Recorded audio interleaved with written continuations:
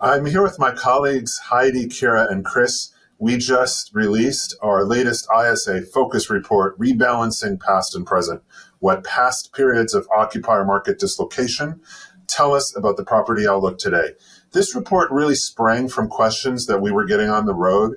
People were asking, is office the new retail? Is the 7 to 10 years it took to rebalance retail a relevant precedent for office?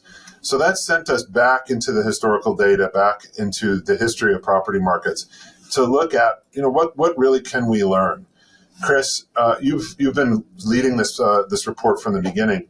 And tell us about the approach of the rebalancing report and what we were trying to do by looking at all of these historical examples. Sure. The idea of the report is to look at historical examples across the globe of occupier market rebalancing to see if there are any patterns. And we identified 8 different drivers of rebalancing and created a framework of cyclical and structural factors to categorize the case studies. And in practice, these cyclical and structural factors often work hand in hand. I spent a lot of time covering European office markets, and one of the clearest examples of occupier market rebalancing is the case study of Amsterdam office, a market that suffered from a steep rise in vacancy in the early 2000s, followed by a persistent period of oversupply due to widespread office development and weakening demand. And the City Council addressed this imbalance with 2 main regulations that came into force in 2011. Firstly, speculative office development was severely restricted. And secondly, planning changes made it easier to convert empty office buildings to alternative uses such as residential, hotels, and student accommodation. And these measures successfully led to several years of negative net additions, and as a result, vacancy fell to a low of 3% by 2019. Thanks, Chris. So there are a total of 7 case studies in the report. In addition to Amsterdam office, we look at New York City office to residential conversions in an earlier period, downtown New York, down lower Manhattan. Look at Sydney offices, U.S. malls, a case study from retail in China, UK retail parks and Spanish residential. And there's no way we'd have time to discuss all of those in this video. But I think, Kira, you cover the U.S. retail market. I think that would be an interesting one to dig into a little bit because it's really at the heart of the question that clients have been asking because they've seen retail go from being really challenged to actually one of the more solid performers very recently. So tell us about how did U.S. malls rebalance? Sure. So e-commerce growth and changing consumer preferences began negatively impacting U.S. malls in the mid-2010s and accelerated in the pandemic, leading to a sharp NOI decline, reduced foot traffic, and a surge in retailer bankruptcies. Since 2021, though, the sector has rebalanced, driven by a variety of market forces. E-commerce penetration has normalized below the pandemic peak, and bankruptcies have moderated. Today's tenant base is leaner but healthier, and relatively recently, non-traditional mall tenants such as Dick's Sporting Goods have begun to backfill vacant anchor boxes. Malls have experienced negative supply growth over the last 10 to 15 years, with about 125 closures since 2016, mainly in the lower quality segments. And looking ahead in the medium term, minimal new retail supply in general is expected, as rents don't justify construction and values are well below replacement cost. Many shuttered mall anchor boxes and entirely closed malls remain untouched, while others have been redeveloped, most of which have retained a retail component. Among these successful mall conversions is actually one in our portfolio, 100 Oaks in Nashville, Tennessee, which is a former traditional mall that was converted to a power center with a medical office tenant.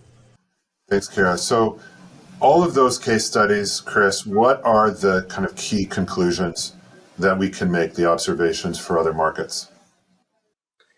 So I think there are several lessons from the case studies that are also relevant for current market debates. And these include, the death of certain sectors or markets has been prematurely proclaimed many times, but the case studies suggest that even very challenged markets typically heal with time. And the time factor is another takeaway, that it generally takes a long time for market imbalances to resolve, in some cases up to a decade or even more. In addition, the rebalancing process is complex. There are usually many factors driving the process at the same time, with change happening at varying varying speeds between sectors or locations. The case studies also highlighted that policy really does matter. Resolving persistent imbalances can sometimes require a catalyst, such as a policy change, and the impact of these policies can be both intentional and unintentional. And finally, a rebalanced state is not always a permanent condition. For several of the markets and sectors covered in the case studies, conditions are again weakening as they are impacted by local, national, or global trends.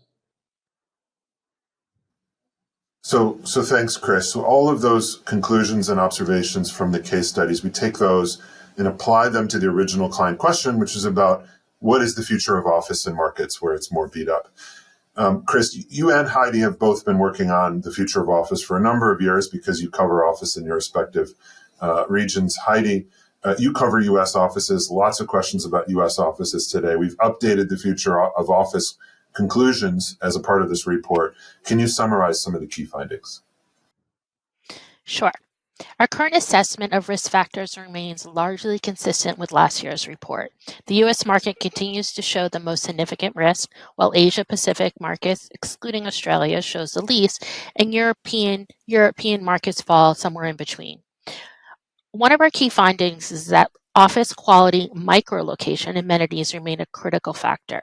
In fact, since our 2023 report, we've seen top-tier office properties in prime locations recover much faster than commodity product.